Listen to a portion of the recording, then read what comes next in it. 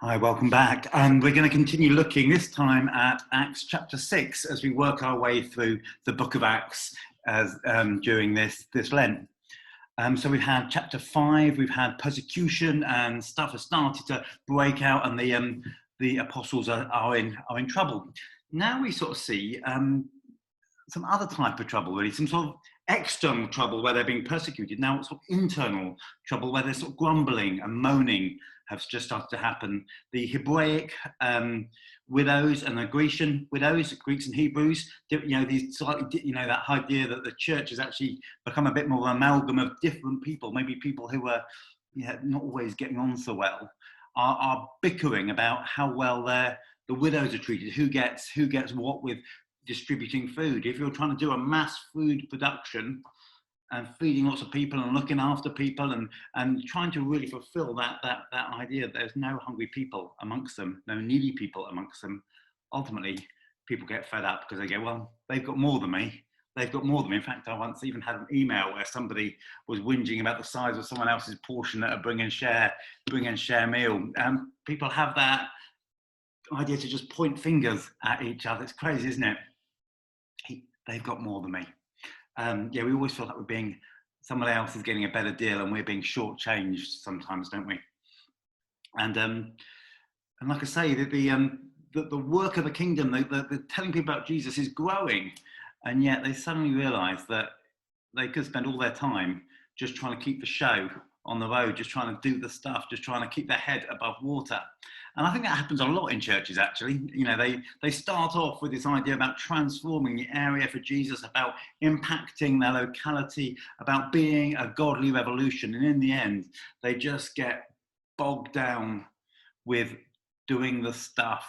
How many of us as vicars or ex-vicars start off with this great desire to see the kingdom of God advance, and we spend our time on the phone to plumbers because you've got a leaky roof, or you spend your time trying to wade through some document about the local primary school, or you end up, I don't know, trying to whatever. The stuff that just ends up making us feel like, oh, I'm drowning in this.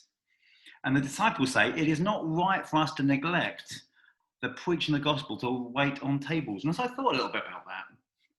I kind of thought, when I was doing this course called the Arrow course, we had to write a letter to a young emerging leader, giving them some advice that we wish someone had given us. And I wrote to a couple of leaders. I was quite lucky to have a few really good guys around us, actually, who I could easily write to. And I just said, for me, the one advice I'd give is keep the most important thing, which isn't a thing, actually, it's a person. Keep the most important person, Jesus, as the most important thing. It's amazing how quickly there's this and that and something else just takes your eyes off what you're meant to be doing. And actually, they're not bad things, but just inch by inch by inch by other thing by other thing by other thing, you end up just on a treadmill of churchiness. And you're like, well, where's Jesus gone? Where's Jesus gone? And they realise that it's not right for us to take our eyes off Jesus. We need to get other people on and grow other people, other leaders, in order to see the ministry of God flourish and grow. And so that's why they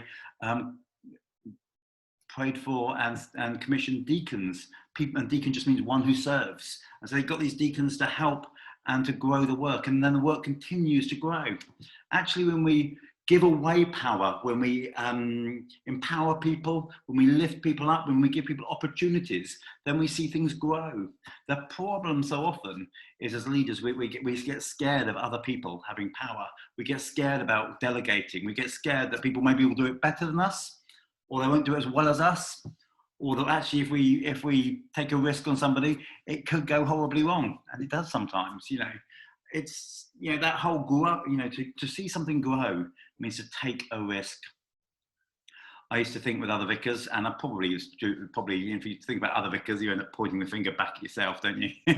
But I used to think sometimes that we're a funny breed, clergy or ministers, and I used to think there's a danger we can either be a cork, that stops everything, or a catalyst. Now, nobody sets out to be a cork. But I believe that actually so many times when it all goes a bit horribly wrong, or it's all a bit stressful, or a bit difficult, I think that turns us more and more cork-like, to the point where actually we don't delegate or empower anybody because fear stops us. I've often quoted this, and it's a brilliant quote from my friend Jo, who says, she says, I'm going to misquote her now. Things either stem from love or fear. The love said, let's equip other people. Let's give other people opportunity. Fear would say, we're going to look after this ourselves. We're going to step in and take control. Are we motivated by love or by fear?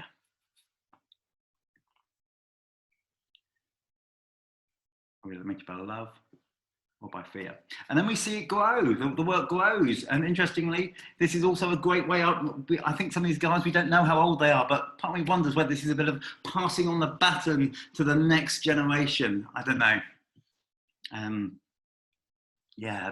Maybe Stephen and Philip and some of these other deacons who are young guys, maybe it's an opportunity to invest in somebody new, to raise up somebody, to mentor somebody. Again, isn't that something we could do this Lent? Who can I invest in? Who can I mentor? Who can I encourage? Who can I bless? Is a great thing to think. And we see the work grow and the Lord continue to add to their number. And we see that Stephen is not just feeding people and being efficient. We're also saying that he talks about Jesus to the people he's working with, and it sounds like he's praying for people, and people are getting healed. He's becoming people are noticing him, and so interestingly, the Jewish authorities look at him and think they're going to take him out, and they make up rumors about him. They kind of gather a bit of a mob, and they make a play to get him. We don't quite get to the end of the passage when we hear what they did do to him. That's tomorrow in Acts chapter 7. But it all looks bad for Stephen. Then it says this: they looked at him, and he looked like the face of an angel. And I think there's something in there where, I'm not saying that we necessarily always glow when we're in the midst of persecution, but I think actually God is a God who vindicates his people. God is a God who shines through us. And actually, even though they were accusing Stephen of all sorts of stuff, God vindicated him. They knew that they were being sinful. They knew that they were trying their luck. They knew that they were behaving badly. And sort of God, like saying that last verse, that you see sort of God vindicating Stephen, even though, sadly, as we know as we go on in chapter 7, that Stephen sadly loses his life. So a challenge today to think about, who are we rising up?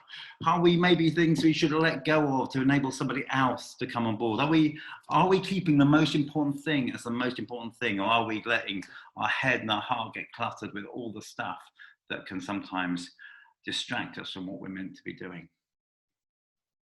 A challenge for today.